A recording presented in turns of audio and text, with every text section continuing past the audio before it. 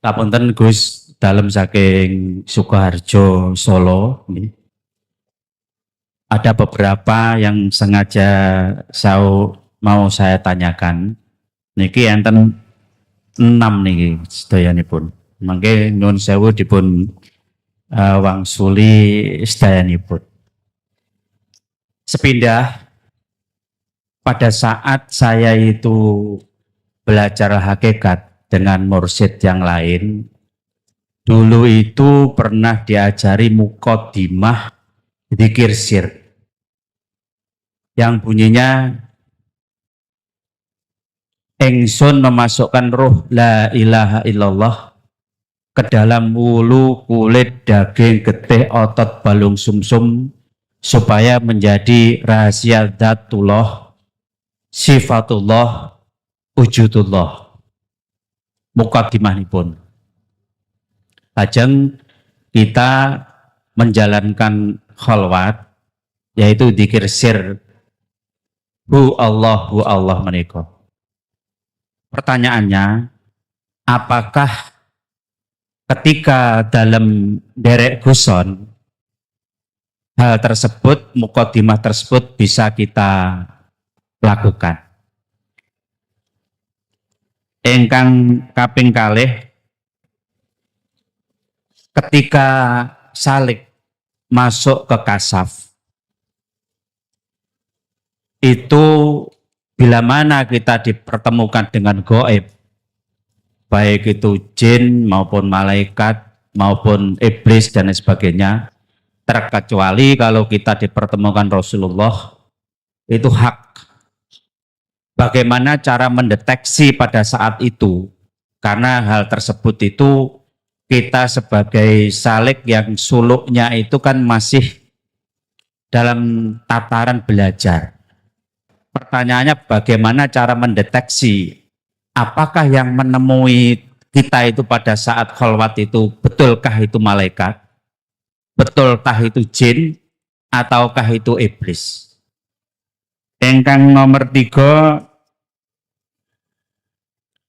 menyikapi beberapa konten yang ada di media massa, itu kita lihat itu banyak yang mengedukasi atau memberikan statement bahwa pada saat salik itu suluk dan belajar hakikat itu, maka akan direndahkan derajatnya. Yang kaya itu pasti akan diturunkan ekonominya dan berantakan keluarganya. Konotasinya hal tersebut itu kok kayak menakut-nakuti seorang salik untuk belajar hakikat. Apakah itu hak semua salik itu apabila pengen meningkatkan belajar hakikat itu, kejadian itu betul-betul terjadi begitu. Terus yang keempat, mohon maaf, ini mungkin terlalu eksplisit nih pertanyaannya. Bagaimana guson pada saat mengisi pengajian, bagaimana ketika itu beraktivitas yang lainnya, itu bisa bertemu Allah itu selama 24 jam. Ya, karena saya melakukan itu masih bolong-bolong, Gus. Dan masih pakai alat bantu, Gus. Jadi alat bantu itu katakanlah ketika ada blong gitu agak sadar sedikit, itu jari saya itu bergerak sendiri untuk membimbing hati saya itu bisa berzikir kepada Allah. Nah, pengennya saya itu bagaimana supaya kita itu tidak pasah pakai itu kita bisa langsung lab terus semuanya. Itu Gus. Terus yang kelima,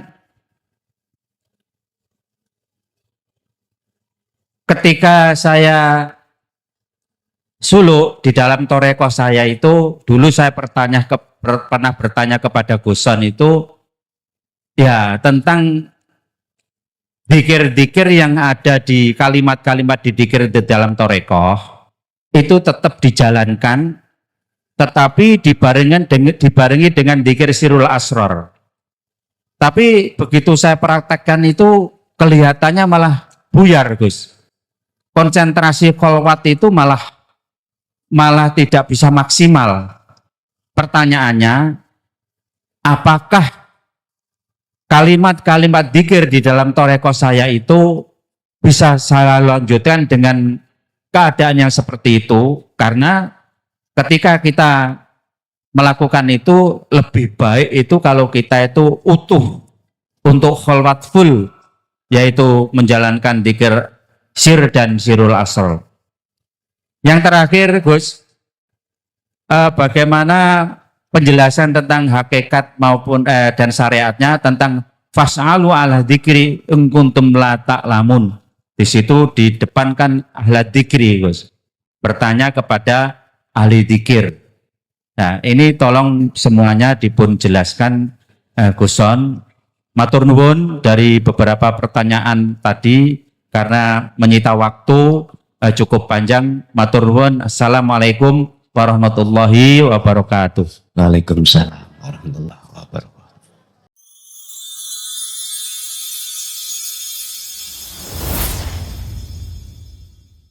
Man arafa nafsahu faqad arafa robbahu. Barang siapa yang mengenal dirinya, maka akan mengenal Tuhannya. Ada 6 pertanyaan sekaligus dari saudara kita dari Solo. Kok Solo sih? Solo nggih. Pertama yang dipertanyakan tentang apa dzikir di dalam thariqah beliaunya itu mengajarkan untuk melaksanakan terus dzikir sir dan endingnya bisa masuk di dalam darah, jantung dan selainnya, atau terhadap seluruh apa di dalam juz-juz di dalam diri dengan maksud nyatakno wujude Allah. Ketika saat sudah mengenal tentang dzikir sirul asr, apakah bisa ini dilakukan? Nyun sewu, apapun yang ada di dalam thariqah bimbingan tentang dzikir ya. Setahu saya mayoritas itu tidak dijelaskan dengan sejelas-jelasnya perjalanan sing salik itu bagaimana, apa yang harus dibawa ketika bertemu ini, bertemu itu. Setahu saya begitu. Tapi dan juga tidak semuanya thariqah itu tidak menjelaskan dengan gamblang terkait bagaimana si salik ketika solo itu bisa betul-betul untuk bisa masuk ke makom muraqabah, makom terasa dekat Allah itu, selanjutnya bisa sampai ke makom musyahadah atau makom kewusulan. Dari pertanyaan, apakah ketika saat kami sudah mengenal tentang fungsi daripada sirul asrar, nyun sewu Bapak, Ibu, di dalam thariqah manapun setahu saya tidak dijelaskan tentang masalah dzikir sirul asrar yang muncul dari la ilaha illa anta. Justru kebanyakan itu hanya diterangkan untuk mengamalkan dan membaca la ilaha illa anta. Mulai dari la ilaha illallah, la ilaha illa huwa, la ilaha illa anta. Jarang sekali yang membahas tentang fa'lam annahu, memahami terlebih dahulu bagaimana cara memfungsikan la ilaha illallah atau huwa, lebih-lebih anta. Jarang sekali. Jikalau toh ada, maka di situ ada keterangan tentang masalah wukuf kolbi, ada memang, tapi tidak dibahaskan bagaimana fungsi daripada wukuf kolbi. Ada memang dilewatkan nafi isbat, tapi jarang sekali membahas bagaimana cara memfungsikan nafi isbat. Jarang. Dan ini yang akan membuat kita sebagai salik susah untuk mencapai wusul. Karena memang tidak dipahamkan terlebih dahulu terkait bagaimana cara suluk yang benar dan cepat untuk bisa sampai pada Allah. Bahasa sederhana saya, kalau toh ada cara yang mudah, mengapa kita berikan cara yang sulit? Kalau toh memang ada kunci untuk bisa wusul, menyatakan wujud sejatinya wujud, mengapa kita berikan sesuatu yang membingungkan atau menyulitkan? Kalau menurut kami, menurut kami maklum. Karena pada saat itu para mursyid mungkin masih banyak yang terasa takut. Yang ditakutkan adalah fitnah.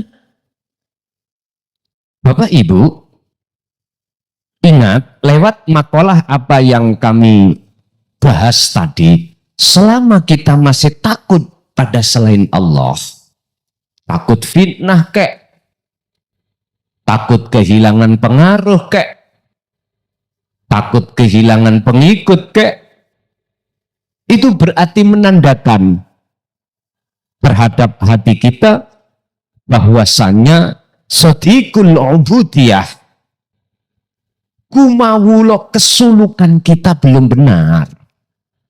Ini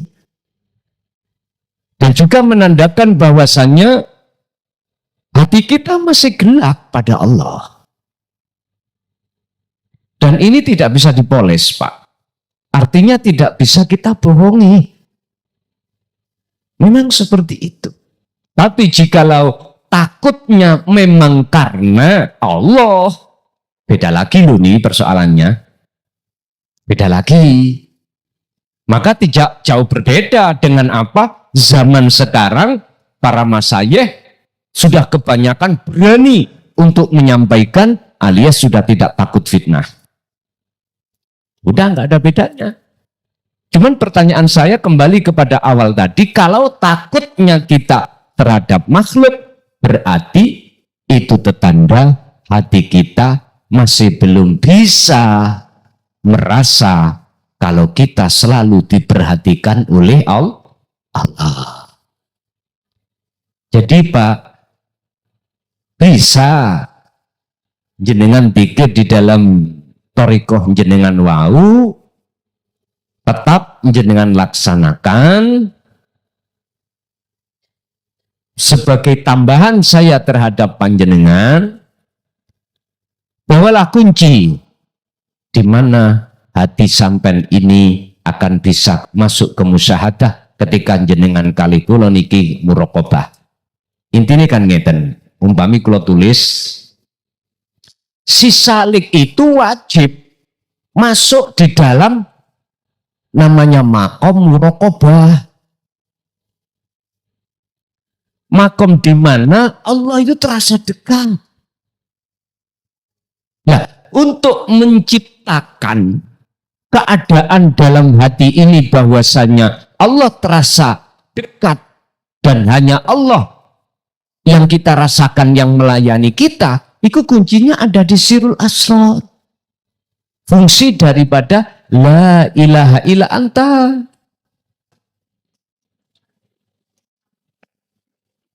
Ini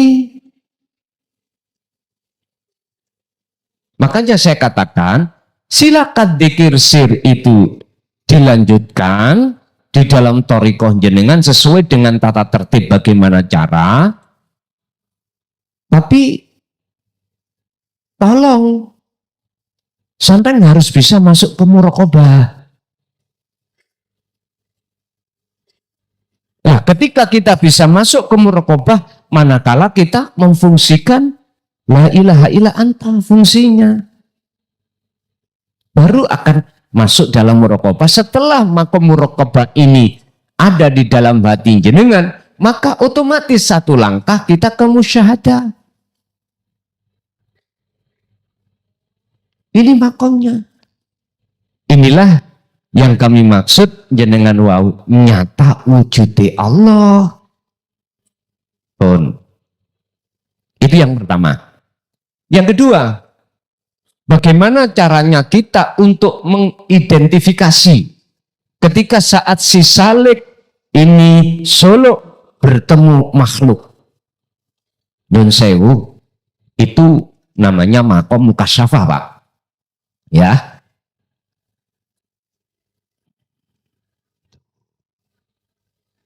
Namanya makom mukasyafah.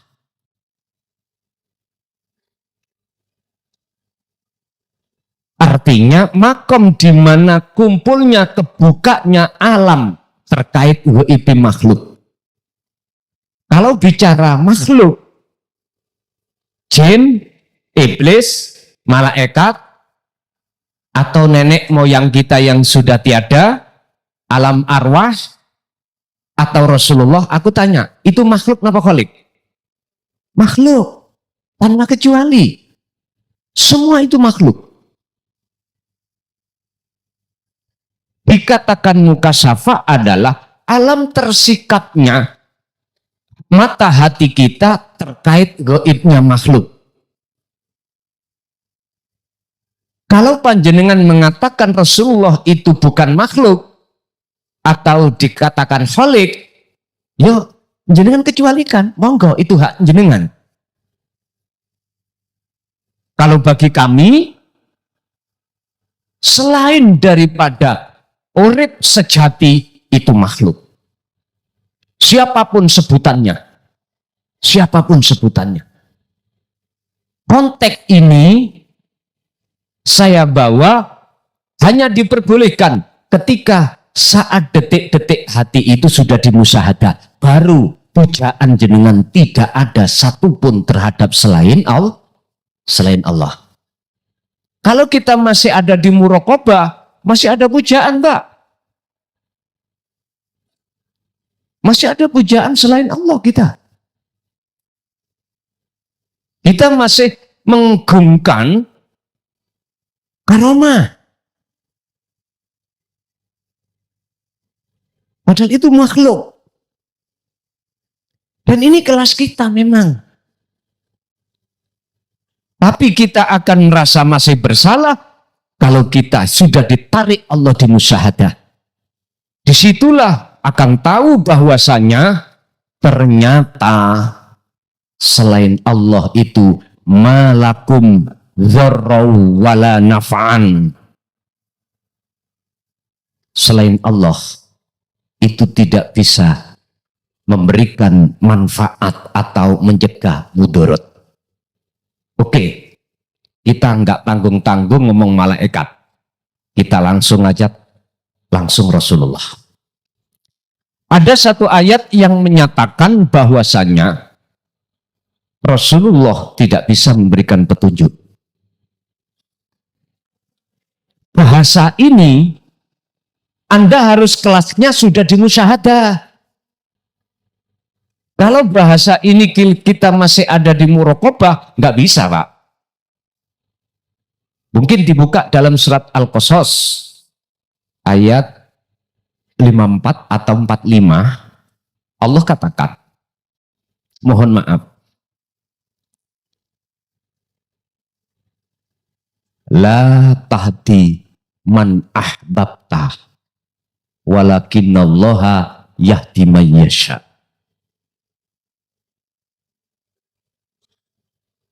Niki mukhatabnya langsung terhadap Rasulullah. Bagaimana Allah memberikan firman di dalam situ? Innaka la tahdi man ahbabta. Innaka sak temeni siro Muhammad. Lah iki kembalinya kepada Muhammad. Ini Allah loh yang dawuh, gitu. Iku la tahdi, tidak akan pernah bisa memberikan petunjuk man terhadap orang ahbabta, sekalipun yang kau cintai Muhammad. Siapa orang yang dekat? Ahlul bait, termasuk para sahabat, termasuk. Terus jikalau bukan Rasulullah, terus siapa yang bisa memberikan petunjuk? Nah gitu toh. Wong nyatanya kita sebagai umat, kalau tidak ada ajaran Rasulullah yang Rasulullah sampaikan, kita tidak akan pernah tahu tentang Allah. Nah gitu toh. Terus siapa? Sampai teruskan ayat itu. Walakin Allah halan, tetapi ini sing bisa memberikan, akan tetapi yang bisa memberikan petunjuk adalah Allah. Terhadap man orang yasa'u kang ngersakake sapa Allah ingman. Berarti urip sak jerone Kanjeng Nabi iku Gusti. Lho ngoten lho carane. Saged dipaham nggih? Kasih contoh secara akliyah sampai biar paham. Mudah paham. Nyun sewu. Niki pulpen, ono 2 pulpen, Pak. Satu pulpen itu bisa dibuat nulis di layar, seret. Oke. Tapi satu pulpen, mengapa? Ya sama-sama. Namanya pulpen, kok nggak bisa? Berarti pulpen yang pertama, mohon maaf, kasih Allah izin lewat syafaatnya pertolongan Allah untuk bisa dijadikan sebagai alat menulis. Tapi jangan pernah Anda beriman bisanya yang menulis sumbernya dari pulpen, tapi ada sesuatu yang halus di dalam diri pulpen itu sebetulnya yang bisa memberikan syafaat atau hidayah atau pertolongan. Oke Pak Yun Sewu, lebih mendalam lagi, kita tahu ada sapu untuk membersihkan kotoran-kotoran atau daun-daun. Orang memandang satu sisi kayaknya sapu itu bisa membersihkan ruangan dari kotoran. Oke. Ini saya katakan bahwasanya sapu nggak bisa. Yang bisa adalah sesuatu yang berperan di balik sapu itu. Sebab jikalau yang namanya sapu itu makhluk, disuruh membersihkan sendiri, ya nggak bisa. Makanya di dalam alam mukasyafah, sekalipun Rasulullah, jikalau kita menganggap itu makhluk, maka itu tidak penting bagimu si salik untuk bertemu. Paham? Anda akan mengatakan itu nggak perlu, manakala Anda betul-betul sudah paham bagaimana teori di dalam kasyaf dan teori di dalam musyahadah itu. Dan itu akan berlaku. Artinya, berlaku itu selain Allah tidak berguna, tidak bisa memberikan manfaat, jikalau Anda betul-betul sudah di makom musyahadah, makom kusulah. Walah, ternyata ngono ta. Lho ngaten niki. Terus bagaimana kita mendeteksi atau mengidentifikasi bahwasanya oh ini makhluk, oh ini dari Allah, oh ini dari makhluk, oh ini dari iblis. Bagaimana cara? Sederhana. kuncinya Anda, tinggal hati Anda duduk di mana? Di tajalika atau di takholika? Artinya apa? Jikalau Anda di tajali, sabit ru'yatullah. Mesti yang muncul keakuannya Allah. Anda akan memandang di balik Rasulullah itu siapa. Anda akan memandang di balik iblis itu siapa. Anda akan memandang di balik nenek moyang para arwah itu siapa. Itu tajalli. Tapi kita akan ketipu manakala kita akan duduk di takholi. Apa takholi? Hati Anda tidak akan pernah bisa memandang siapa di balik sapu itu, siapa di balik makhluk itu. Itulah letak ketipuan kita. Akhirnya kita tidak bisa membedakan mana itu dari Allah betul-betul al-haq, mana itu selain darinya makhluk itu. Mohon maaf, dulu memang kita ketika saat si Salik suluk masuk di dalam alam muraqabah, di mana kita sebelumnya itu ditampilkan kasab, si Salik belum sampai ke wusul. Memang Pak, saya kasih maklum, siapa yang nggak ingin ketemu Rasulullah? Karena itu satu kebanggaan. Tapi ingat, mohon maaf, kalau kita mengatakan Rasulullah itu makhluk ya, maka sampai kapanpun Anda tidak akan bisa mendapatkan syafaatnya.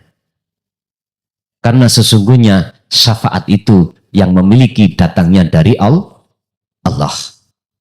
Kul, katakan Muhammad, lillahi iku tetap kedui Allah, opo asyafaatu, pertolongan jami'an kelawan sekabehane. Katakan Muhammad, sesungguhnya syafaat itu milik Allah. Semuanya. Oh, berarti Rasulullah itu gak ikut memiliki. Ngoten maksudnya, cuman aja Rasulullah itu dijadikan Allah lintasan untuk memberikan syafaat terhadap umat. Ngoten lho Pak. Saged dipaham nggih? Oke, yang ketiga. Ketika kita melihat konten-konten yang di YouTube banyak edukasi atau ketika saat si Salik melakukan suluk, apa mesti si Salik itu jatuh dari urusan dunia? Urusan selain Allah lah maksudnya. Direndahkan oleh masyarakat, ekonomi hancur. Apakah itu betul? Itu terjadi. Pun keterangannya sampai lihat antara hidayah dan istidraj. Ngeten Pak.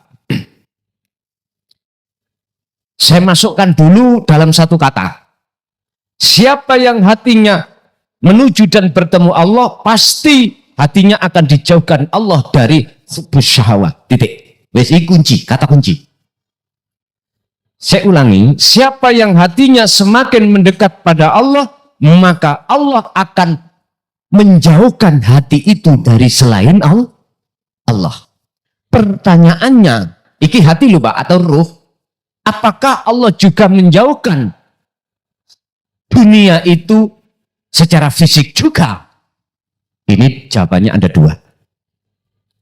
Tapi sampai kunci, siapa yang hatinya semakin mendekat pada Allah, maka pasti Allah jauhkan hatinya dari kesenangan dunia. Jadi kata kunci ini sampai pegang. Laksana secara akal gini. Tadi jenengan Jawa Tengah, oke. Semakin terus sampai berjalan ke arah timur untuk menuju Jawa Timur, tepatnya di wilayah Mojokerto, maka semakin jauh arah barat yang kau tinggal, itu pasti. Secara akal bisa Anda terima ini. pertanyaannya, apakah si Salih terus-menerus ketika suluk, apakah mesti direndahkan orang? Dan jatuhnya ekonomi kita hancur, bisnis kita hancur, keluarga kita morat-marit? Itu jawabannya ada dua. Mana pertama, mana kalah. Secara fisik itu menjadikan hati kita tambah jauh terhadap Allah, fisik itu dikembangkan atau fisik tambah bagus, mesti dihancurkan Allah. Siapkah Anda? Terserah Anda. Hitung-hitungan Allah, jikalau fisik dunia mewah ini, kesuksesan dunia menjadikan hati Anda terpengaruh semakin jauh pada Allah, mesti dihancurkan Allah. Anda jangan memandang, oh Allah gak sayang. Oh jangan. Justru inilah bentuk kasih sayang Allah. Cuman oleh karena Anda memandang dari pandangan nafsu, basariah, maka akhirnya kita akan salah faham. Justru akan menjadi Anda di dalam hati itu mendongkol, percuma, melebu tarekoh tambah melarat. Ya, melebu hakikat, terus suluk, tambah hancur dunyaku, percuma. Ya sudah, yang penting sudah saya ingatkan. Kalau Anda belum siap konsekuensi yang seperti ini, minggir aja. Minggir. Estu. Sebab orang sesungguhnya kalau sudah di dalam hatinya memang karena yarjullah, ini total jenderal. Kita itu harus wa aslimulahu, pasrah semuanya terhadap Allah. Nek nanggung-nanggung Pak. Nggih, ngoten niku. La yamutu wala yahya, ada nasi gak mateng gak mentah. Iki piye? Bon, satu. Nomor dua, manakala hitung-hitungan Allah, dunia mewahnya itu, suksesnya dunia itu tidak menjadikan pengaruh dalam hati jenengan, Allah tidak akan menghancurkan secara fisik tentang dunia ini. Ini jadi kesimpulannya, tolong hanya pakailah pandangan Allah, jangan memakai pandangan nafsu. Ada Pak, memang kita itu dikasih omongan sama orang, tondo kalau torikohmu itu sukses, sulukmu sukses, manakala kamu itu dalam dirimu penuh karomah, duniamu sukses. Pun Pak, ini tidak bisa dijadikan sebagai ukuran. Kalau ruhaniyah jenengan itu, mohon maaf, dikatakan sukses wusul pada Allah, nggak bisa.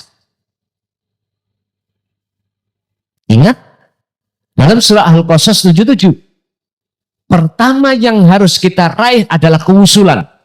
Wabtaghi fima atakallah darul akhirah, kewusulan dulu. Diutamakan ini. Ayatnya ditaruh di depan. Al-Qasas 77. Lalu yang kedua Allah taruh wala tansa nasibaka minad dunya. Bagiamu di dunia jangan kau tinggalkan. Ini artinya walaupun sejauh manapun jenengan memegang hukum hakikat demi ruh selalu menghadap pada Allah, hukum syariat itu mohon maaf secara jasmani Anda jangan kau tinggalkan.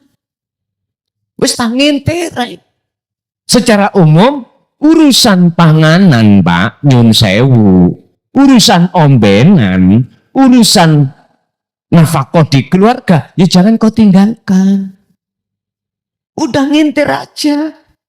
Sing penting jenengan memakai ukuran pandangan Allah, jangan memakai pandangan nafsu, sifat dasariah kita, jangan. Kalau Kalau kita memakai pandangan nafsu atau sifat basaria, mesti salah paham kita. Salah paham. Akhirnya ketika jenengan iki sukses dunianya ketika suluk bahkan tekun torikoh jenengan suluknya, padahal ini alam kasaf. Sama tidak tahu justru itu tambah jauh. Ketika tambah jauh itulah akhirnya disebut istidraj, dilulu Allah. Lewat karomah Anda dilulu. Sing kuru tambah lemong. Ya, tambah ketot. Panganannya tambah enak-enak. Tumpaannya tambah anyar-anyar. Hati-hati. Saya katakan itu istidraj manakala itu mempengaruhi hatimu. Saya katakan hidayah itu tidak akan mempengaruhi, menghalangi dirimu terhadap Allah. Berarti bisanya Anda ini semua akan menjadi petunjuk kembali pada materi tadi. Ojo gampang nyawang saliyane Gusti. Utamakanlah pandanganmu terhadap Tuhanmu mekaten. Keempat, apa kunci ketika aktivitas supaya selalu koneksi terhadap Allah? Pun ngeten Pak. Ini nggak bisa jenengan bantah. Ini sudah proses Allah di dalam golongan kekasih Allah itu Pak. Kita akan melalui beberapa proses terlebih dahulu. Proses pertama di alam musyahadah sebagai kekasih Allah adalah musyahadatul fana. Ini wajib kita alami. Ketika kita sudah tidak membicarakan muraqabah loh ya. Muraqabah sudah kita lewati. Kita sudah masuk musyahadah. Di situ kita akan ditaruh Allah ke fana dulu. Artinya dalam 24 jam yang terhitung satu hari satu malam, yang aktivitasnya bermacam-macam, sedikit sekali hati ini bertemu Allah. Sedikit. Saya katakan musyahadah karena bertemu. Saya katakan fana karena golongan yang sedikit sekali. Biasanya, mohon maaf ya, posisi seperti ini, jenengan sering lupanya ketika saat jasad ini bersinggungan dengan makhluk. Tapi ketika saat tidak bersinggungan, Anda mudah bertemu Allah. Mudah, saya tanya. Kau kira Allah itu ada di makhluk tersembunyi? Apakah tidak ada Allah di dalam makhluk yang tersiar? Atau yang kau ajak komunikasi? Ayo, sampai ngen. Maksud kula seperti itu, supaya Anda tidak pilih kasih. Gusti nanti aja nek wis nyaman-nyaman, tenguk-tenguk, santai kula tak madhep nang jenengan. Mbok nian. Jare Gusti Allah ngono. Gambut, aku iki nang ndi. Setiap kamu aktivitas, aku sing nglayani. Jadi Gusti Allah ngucap damput. Nek damput sik wani Pak aku.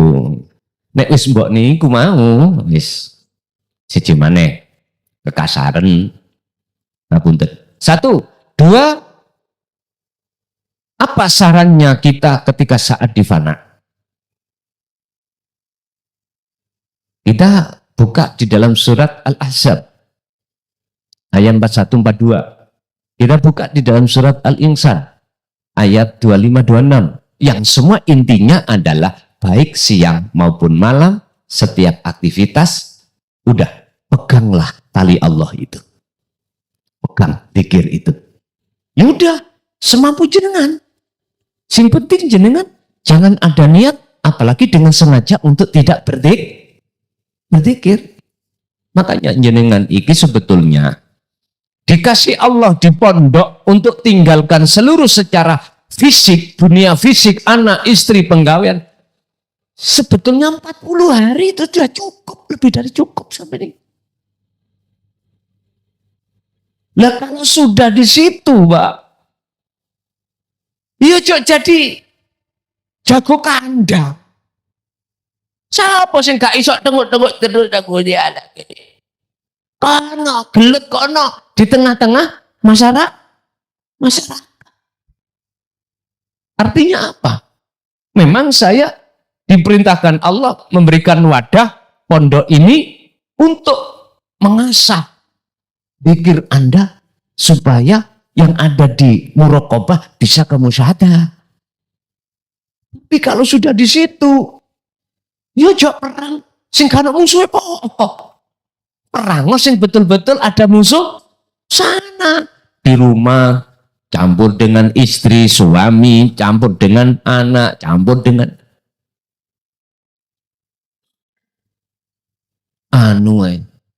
kakean anu. Sebetulnya Pak, jenengan dikasih Allah 40 hari itu lebih dari cukup. Cuman aja karena kita tahu mbaeno nggih. Apa? Nyepelehkan waktu demi waktu bahwasanya Allah selalu melayanimu. Akhirnya ya sandak suwede. Ya wis konsekuensinya kita seperti itu. Lah, ketika kita sudah terus-menerus memegang dzikir di fana, akhirnya Allah pasti akan memindah Anda untuk di kamil, al-kamil. Ini apa? Kebalikan definisi daripada fana. Kalau tadi itu kita sedikit makrifatnya setiap saat dan waktu, ini malah kebalikan. Lupanya hanya sedikit, dan keduanya ini loh Pak disebut sebagai makom mahfud. Nah ini makom yang terjaga. Artinya apa? Anda walaupun lupa banyaknya, pasti nanti Anda ditarik lagi kepada Allah. Itu pasti. Kecuali mereka yang di luar musyahadah, apalagi di Kalau di muhadharah harapan, janjinya Allah sudah tertuang dalam Al-Ankabut ayat 5, itu janji Allah. Bagi kita yang ada di muraqabah, mesti dalam waktu yang sudah Allah tentukan, jenengan akan dimasukkan di musyahadatul fana. Itu bertemu. Dah, teruskan dzikir itu. Niku akan takon sistem, ya dah. Apa sistemnya? Yang termudah. Dzikir terus. Ketika sudah dikamil, miturut hitungan Allah, maka jenengan akan diseret Allah di musyahadatul baqa. Inilah namanya makom maksum, makom di mana tidak lebih dari terjaga jenengan. Makom di mana jenengan ini tidak satu detik pun hati ini dikatakan lalai pada Allah. Artinya apa Pak? Andai kata itu lalai, itu buat Anda adalah ingat. Buat orang dikatakan lali, tapi buat Anda itu justru itu dzikir. Wes, inilah Pak yang ku maksud maksum itu ada di situ. Loh, kalau tidur, loh, ini gak menyangkut akal Pak, menyangkut hati. Jangan lalu sampai goreng di akal, jangan. Ini khusus masalah hati, masalah ruh. Perlu bukti, oke, jenengan tidur, jenengan ambekan mboten. Bernafas mboten. Nah itu tanda Anda tidak akan bisa dari Allah. Jangan lalu kita larikan kepada akal tentang dzikir itu. Tentang dzikir itu harus jenengan larikan terhadap hati atau rasa. Itu maksudnya. Yang kelima. Berarti jawabannya apa? Jikalau jenengan tidak ingin lupa satu detik pun, yono maksum. Jawabannya ringkasnya di situ. Nah, prosesnya untuk ke maksum sudah kami urai tadi. daima zikri, ngelanggengake zikir. Sekarang yang nomor 5. Ketika kami suluk di thariqah kami, mohon maaf ya, berbagai macam kulakukan zikir yang ada di dalamnya itu, apakah ketika saat kami sudah mengenal zikir sirul asrar, zikir tersebut yang di dalam thariqah kami tinggalkan? Sebab jikalau kami sertakan zikir sirul asrar dengan zikir sir atau zikir yang ada aja di ajaran thariqah saya, itu malah saya nggak fokus.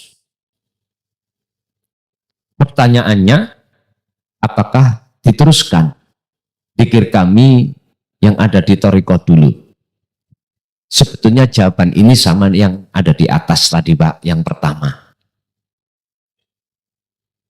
Orang akan terbiasa untuk mengucapkan A manakala dia sering membaca A. Orang yang menganggap perkara itu mudah, awalnya itu sulit. Apa rahasianya kok jadi mudah? Tanya pada orang-orang ahli elektro. Mengapa dia dengan mudah dia itu menghidupkan radio yang mati? Karena seringnya dia praktek ilmu elektro untuk membenahi radio mati. Jawabannya ada di situ. Kalau menurut saya sih, jawabannya hanya begini.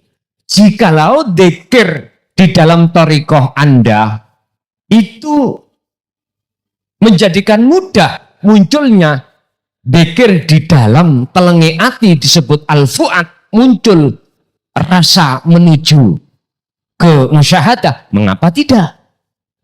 Tapi jikalau tanpa itu dzikir yang diucap baik lisan maupun hati terus jenengan mudah sampai iku memunculkan sirul asr, munculnya sirul asr dalam hati al-fuad, mengapa terus lantas jenengan ini mencari yang sulit? Tergantung jenengan.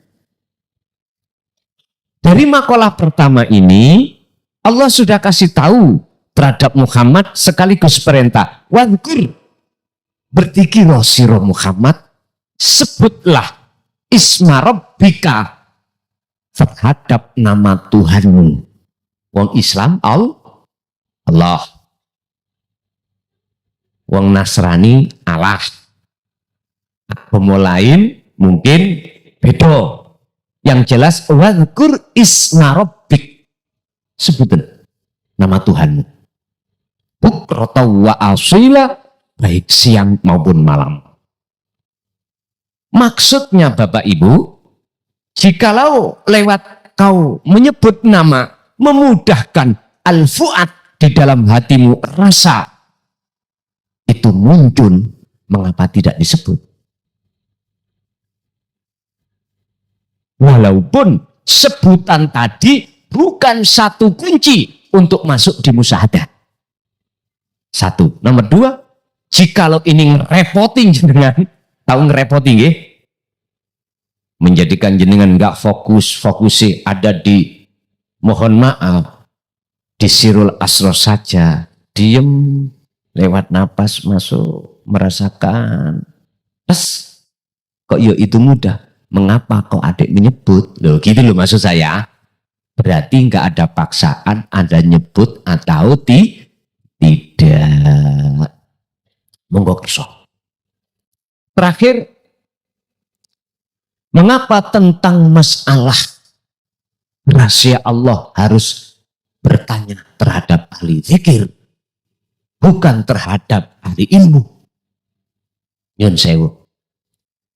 Ahli ilmu ini disebut ma'rifatul ilmi. Belum tentu dia itu sudah melaksanakan. Ahli ilmu loh ya, disebut al-alim, al-alamah. Karena yang ditanyakan iku urusan dako ikul asrar. Rahasiane ilmu tentang Allah. Nggak bisa jawab, Pak. Karena sebatas ilmu. Mengapa disuruh untuk bertanya terhadap ahli dzikir? Dzikir yang dimaksud ini bukan la ilaha illallah diucap, bukan. La ilaha illahua, bukan. Yang diucap la ilaha illa anta, bukan. Apalagi la ilaha illa ana dibaca, bukan. Yang dimaksud ahli dzikir itu adalah zikron kathiron. Sejatine dzikir adalah kesadaran dalam hati Anda bahwasanya diri Anda makhluk semuanya la maujudan. Kecuali hanya wujudnya Allah. Hanya itu. Lah, itu tidak akan bisa terjadi pada diri kita manakala kita belum dimusyahadah. Musyahadah tidak akan pernah berikan terhadap siapapun kecuali mereka yang selalu berzikir. Atau seorang yang dinyalakan nur ma'rifatnya. Nur ma'rifat itu tidak akan Allah nyalakan jikalau orang itu tidak selalu berzikir. Orang itu tidak akan bisa melakukan dzikir dengan benar yang dimaksud ayat ini manakala tidak mau memahami ilmunya dzikir. Fa'lam annahu. Sampai lihat. Sebelum kita berzikir di situ kan disebut fa'lam annahu la ilaha illallah. Ngertenono dhisik sebelum Anda berzikir. Apa maksudnya? Piye carane? Bagaimana caranya? Meletakkan nafi di dalam la ilaha, isbat di ilallah. Jadi gak mung geden-gedenan suara, gak ake-akean jumlah, gak dawa-dawaan tasbih. Nek wis paham dengan maksud fa'lam iku tadi isinya la ilaha illallah, pasti akan bisa sampai pada ila ana lakuni roh ini. Jadi itulah Pak ahli dzikir itu, ahli yang selalu dalam hatinya namanya al-fu'ad, rasa iman yang benar, ihsan itu muncul. Itulah ahli dzikir, disuruh tanya itu, maka segala apapun yang berkenaan dengan rahasia ilmu tentang Allah pasti jenengan akan dijawab. Karena sesungguhnya sing jawab itu duduk wong kuwi. Sing jawab itu ya sebetulnya Allah sendiri. Wis ah, dong amen. Ya wis dong ya wis toh. Ya. Ngoten. Pun telas pertanyaan ini ki. Situk wong situk tapi nang masih ada? Oke. Ya napa maneh? Assalamualaikum warahmatullahi wabarakatuh. Waalaikumsalam warahmatullahi wabarakatuh. Saya RBN Taufikur Rahman, Pak, dari Tanjung Selor, Kabupaten Bulungan, Provinsi Kalimantan Utara, Pak. Nggih. Jadi saya memang sengaja ke sini untuk menemui Guson, untuk belajar tasawuf. Nggih. Ada beberapa pertanyaan, Pak, yang ingin saya tanyakan kepada Guson. Yang pertama terkait dengan ayat surat Al-A'raf 172, Pak. Itu kan di situ alastu rabbikum qalu bala syahidna. Jadi kita waktu di alam roh itu pernah bersaksi kepada Allah bahwa kita akan menyembah Allah. Namun kita setelah lahir di dunia itu kita tidak ingat, Pak. Kapan kita bersaksi, di mana, tidak ingat.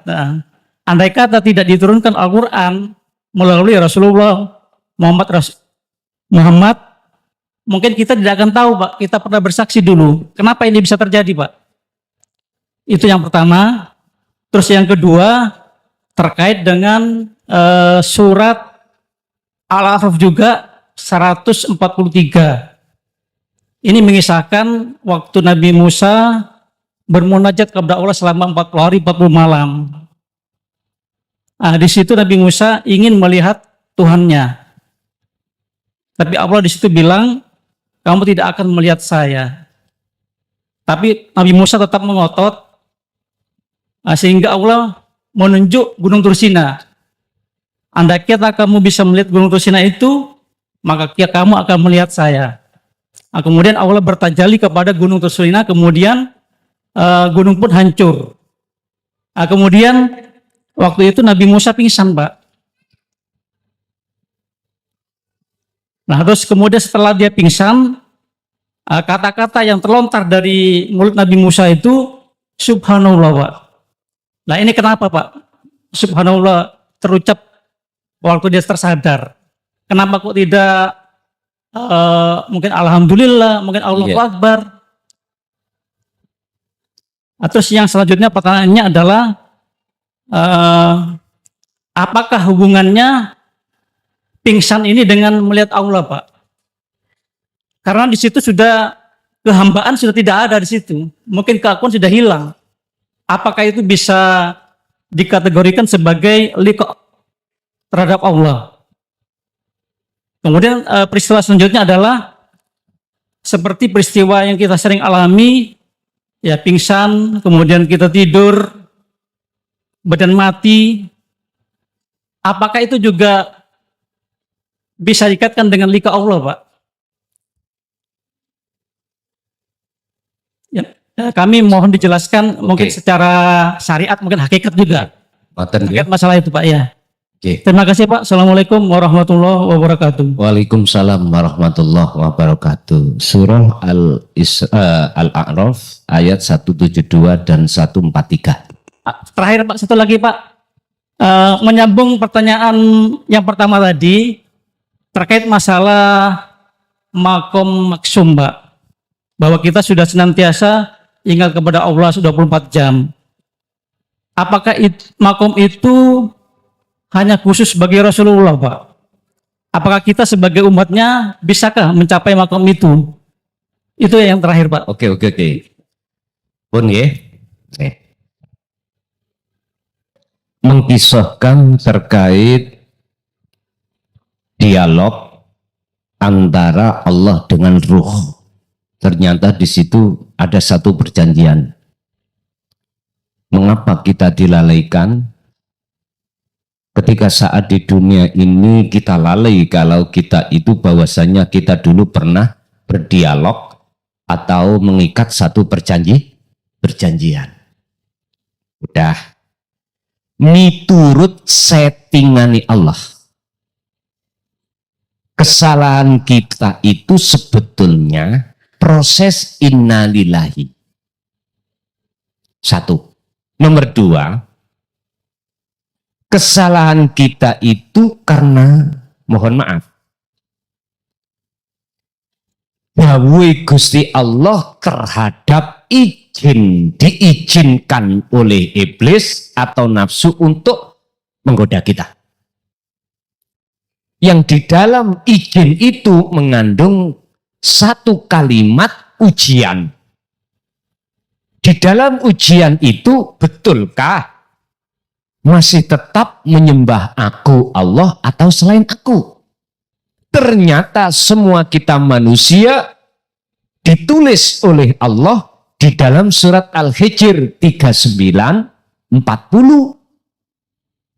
Jawabannya, mulai Nabi Adam sampai kita, bentuk proses innalillahi itu bentuk kekotoran hati kita pada Allah, selingkuh pada selain Allah.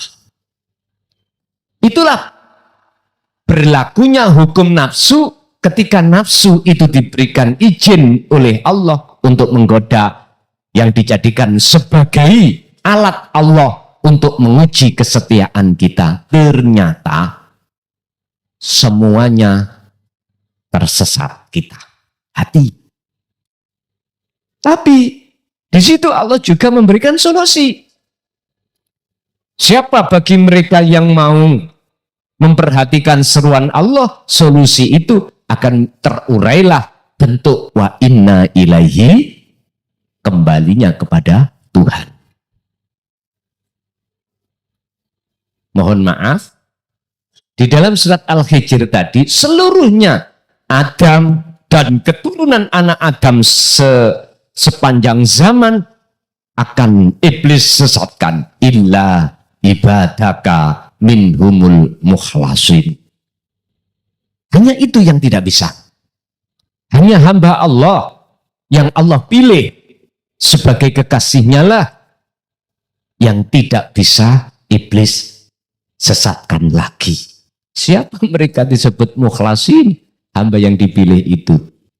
Alladzina yastami'unal qaula fayattabi'una ahsanahu. Mereka lah yang tidak hanya memperhatikan seruan Allah lewat Rasulnya, tapi juga fayattabi'una ahsan. Dia menjalankan apa fungsi seruan itu. Pun. Yang nomor 2, berkenaan dengan munajat baginda Rasul Musa yang tujuannya ingin melihat wujudnya Allah, itu miturut surat Al-A'raf ayat 143 digambarkan ketika Nabi Musa disuruh untuk melihat gunung Jabal, Allah bertajalli terhadap Jabal. Di situ Jabal itu hancur, gunung itu hancur. Nabi Musa semaput, pingsan. Setelah pingsan, kok yang diucapkan kalimat tasbih subhanallah? Kok gak yang lainnya? Ada apa tentang subhanallah? Jawabannya begini, Pak. Siapa yang dikatakan betul-betul dimusyahadah, niki memandang lo ya, memandang Allah lo ya, niki usul dan Allah, maka otomatis selain Allah itu hancur. Bahasa pingsan Nabi Musa itu kesadaran atas diri makhluknya itu sudah tiada, Pak. Kesadaran kita, kewujudan kita sebagai makhluk sudah tiada. Kesadaran kita tentang diri kita makhluk yang bisa ini, bisa itu, sudah tiada. Itulah maksud pingsan. Apakah pingsan itu bisa diartikan tidur? Bisa. Apakah likok itu bisa dikatakan tidur atau pingsan? Bisa. Nah terus, kalau makhluknya termasuk Musa itu tidak dikatakan bisa melihat wujudnya Allah karena hancur, terus yang melihat Allah itu siapa? Ini maksudnya tajalli Allah itu di situ. Ya yang melihat Allah ya dirinya sendiri. Dirinya Allah sendiri. Bapak Ibu hadirin rahimakumullah. Ini banyak orang salah paham loh ya. Ada yang mengartikan makrifat pada Allah adalah orang itu bisa melihat wujudnya. Salah paham sampai niki. Yang dimaksud makrifat Allah itu yang melihat Allah wujudnya sendiri. Nggak percaya? Sampean ngoco nangone koco pengilon. Terlihat wajah sampean sendiri, apakah melihat wajah garwa sampean?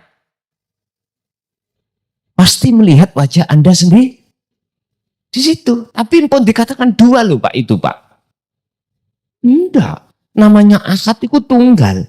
Enggak ada yang lain. Enggak ada yang lain.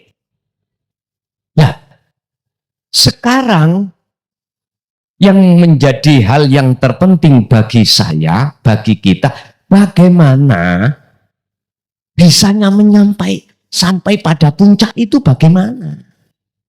Inilah visi dan misi saya menyampaikan tentang tauhid sepanjang 25 tahun ini seperti itu. Udah itu visi dan misinya, muaranya di situ.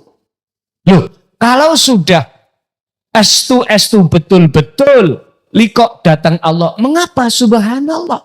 Ada apa? Artinya subhanallah, Allah sudah suci. Dalam dirimu itu sudah disucikan, tidak ada selain Allah. Itu loh maksudnya subhanallah. Artinya barang siapa yang, mohon maaf, di dalam dirinya itu ada selain Allah, walaupun Anda pintar membaca Quran, pintar kitab, pintar beribadah secara syariah, tahajudnya tiap malam, mulai jam 12 sampai subuh, gak terima subuh Pak, ditutup no sampah, srengenge muncul, gak terima itu ditambahi muka. Wis, mohon maaf, walaupun Anda seperti itu, tapi jikalau hati kita itu masih ada selain Allah, itu bahasa saya percuma tak berguna di mata Allah, tidak di mata nafsu, Pak, di mata Allah. Mungkin kita ingat dalam satu makalah terkait bahwasanya waspadalah, nafsu itu juga masuk di dalam ketaatanmu. Waspada. Nafsu itu tidak masuk hanya di dalam maksiat, tapi juga di masalah taat. Yang terakhir tentang maksum, apakah hanya Rasulullah yang bermaksum? Yun sewu, bukan berarti kami membantah makalah di dalam hukum syariat. Ini kalau cari sampai ndasku putih kabeh nih. Nang ndi yo makalah iki yo? Ora ketemu. Nggih, barangkali ada yang tahu, kasih tahu saya. Kalau itu hanya Rasulullah Muhammad ibnu Abdillah, saya belum menemukan, Pak. Entah itu makalah di dalam sistem syariah itu sumbernya dari mana. Nggih, berhubung keterbatasan kami untuk menemukan makalah itu, tolong jangan kasih tahu saya apa sih salahnya bagi-bagi ilmu. Langat anda ya, Bon. Jawabannya saya gini, apakah sama Allah dulu dengan sekarang? Apakah beda Allah dulu dengan Allah sekarang? Terus jikalau itu jatuhnya hanya pada Rasulullah Muhammad ibnu Abdillah, la nabiyya ba'da, mohon maaf. Terus legitimasinya kedudukan ayat innallaha ala kulli syai'in qadir di mana? Bisa bantah Anda? Bisa.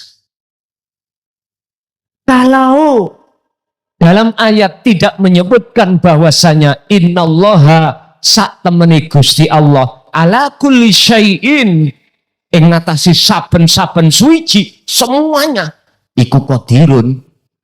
Maklum, berhubung ini tertuang dalam Al-Qur'an, mohon maaf, jawaban saya, siapapun yang Allah kehendaki pasti bisa. Itu jawaban saya. Tapi jawaban saya bukan berarti kami menyalahkan apa makalah yang selama ini kita dengarkan di syariah. Mohon maaf, dalam syariah makom maksum hanya diberikan terhadap Rasulullah. Kita harus paham apa sih Rasulullah itu. Rasul itu siapa? Utusan toh. Jenengan ini loh. Dahar, nek gak diutus Allah, digerakkan Allah, iso dewe tah men. Makan sendiri tah. Ora iso. Oleh karena kita dangkal Pak memahami tentang makna Rasul, itulah akhirnya kita hitopkan maksum itu hanya pada Ibnu Abdillah. Mohon maaf. Saya bukan berarti menyalahkan, tapi beda pandangan. Gitu aja lah. Pandangan saya lewat hujjah dalil Allah mengatakan innallaha ala kulli syai'in qadir. Siapapun hambanya yang dikehendaki pasti Allah bisa. Kalau Allah dulu dengan Allah sekarang Allah ganti. Lah ini mungkin kami akan oh iya dulu Allah ya Rasul Muhammad ibn Abdullah saja yang dimaksumkan. Mungkin itu sementara. Ibu ada? Ada, oke. Nek dituruti masih jam 12 lho gak mari.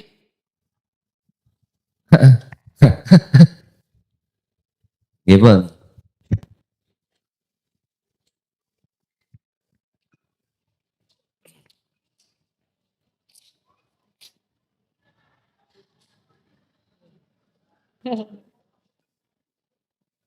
Assalamualaikum warahmatullahi wabarakatuh. Waalaikumsalam. Nama saya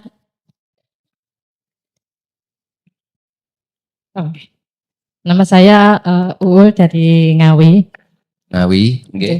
Yang Ngawi niku masih Jawa Timur, Bu, nggih. nggih. Oh. Tapi kalau perbatasan ke sekali Madiun. Enggak, nggih. Nggih. Badhe tangkat yang pertama kita berusaha kesekolah berusaha untuk berzikir atau berkholwat. Cuman kadang niku ketika fokus atau kita bisa merasakan niku kadang bisa hati itu bisa menjadi tenang, rasanya semriwi, enteng, kayak mau terbang. Tapi kadang-kadang juga hilang, nggak ngerasa gitu kadang-kadang. Jadi masih gitu, kadang masih kalau nggak fokus ya jadi kayak nggak ngerasa kehadiran Allah itu kurang bisa merasuk gitu.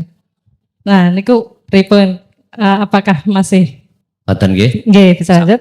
Kemudian yang kedua badhe tangklet arti mimpi, Gus. Mimpi. Nggih. Oh, ngoten. Nggih, Mimpi napa? Kecokot napa? nggih. Niki napa titipan dari ibu kula. Ibu kula niku mimpi di makam Rasulullah niku 2 kali. Cuman yang saya tanyakan yang mimpi kedua.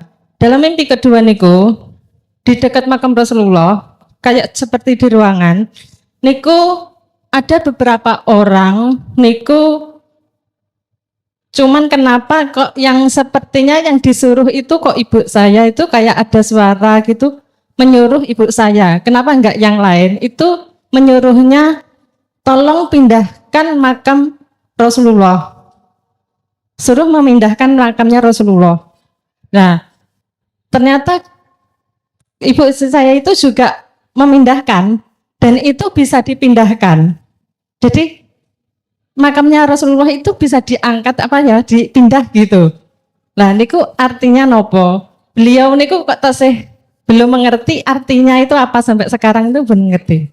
Ngaten mawon. Matur suwun penjelasanipun. Wassalamualaikum warahmatullahi wabarakatuh. Waalaikumsalam warahmatullahi wabarakatuh. Mengapa zikir yang kita asah itu terkadang enjoy, terkadang enggak? Jawabannya karena kita belum diposisikan Allah di maksum, titik, udah. Tapi janganlah Anda ketika wahai si salik, ketika berzikir itu selalu mengharapkan dan membahas buah daripada suluk. Cukup bagi si salik terus menerus memegang tali Allah. Itu tugas kita.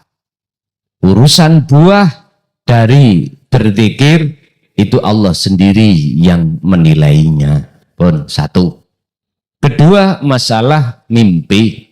Terkait mimpi ibu saya diperintahkan untuk memindahkan makom. Itulah Pak, maksudnya jenengan ini disuruh menteladani apa perilaku Kanjeng Nabi. Ketika perilaku Kanjeng Nabi itu sudah Anda lakukan, berarti sifat karakter Kanjeng Nabi pindah datang panjenengan. Ketika saat sifatnya kanjeng Nabi sudah ada di dalam hati jenengan, yuhibbukumullah, itulah yang dimaksud Allah sebagai kekasihnya. Makanya kanjeng Rasul dawuh, in kuntum tuhibbunallaha, jikalau kau mengikuti apa sifat yang aku lakukan, teladan yang aku teladankan, maka yuhibbukumullah, Gusti Allah itu akan menjadikan kau sebagai kekasihnya. Wa yaghfir lakum dunubakum, maka semua kesalahanmu yang berselingkuh terhadap selain Allah itu loh disebut syirik khafi, lebih-lebih Allah ampuni. Pun niku maksudnya mindah makom, bukan berarti sekarang kami berupaya ngajak ibu sampai ayo nang Madinah digali dipindah nang Jaya. Wow, mboten. Mengapa harus ibu padahal di tengah-tengah itu banyak orang? Berarti siapa yang diperintahkan itu yang dipilih. Maka tentu siapa yang dipilih? Ya hati yang sudah ada keinginan untuk bertemu Allah. Al-Fatihah.